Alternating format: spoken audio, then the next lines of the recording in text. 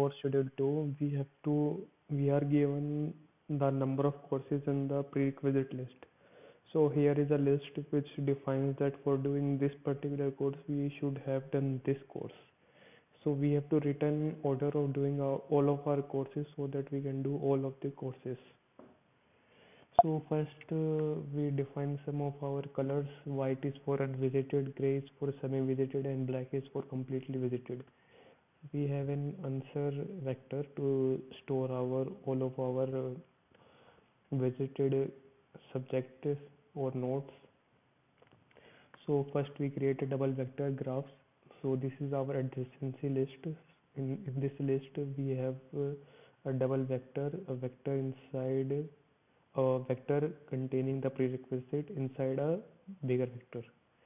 So we also created a visited vector which have the number of courses and all are marked white as unvisited in the starting.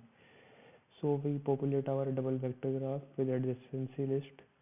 So we traverse all the courses, and if the courses are unvisited in the starting, all are unvisited, we check for a cycle.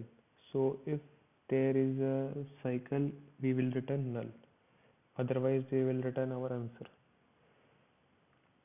So if we select a node, so this is a partially visited node.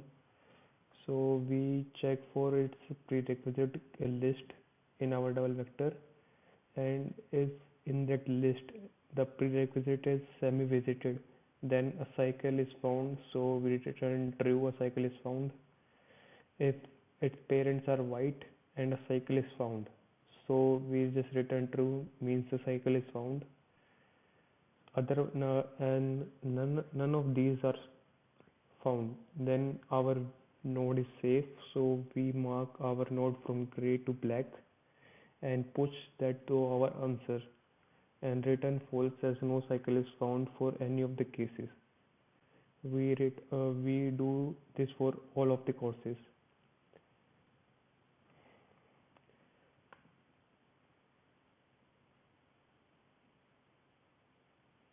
So basically we have a double vector containing all the prerequisite. We move towards each course which are unvisited and check for cycle. If it is semi-visited or having a cycle, that means we can't do that course. So we just return true. Otherwise, if it is okay, then we make it black and push to our answer. Return false, no cycle is found.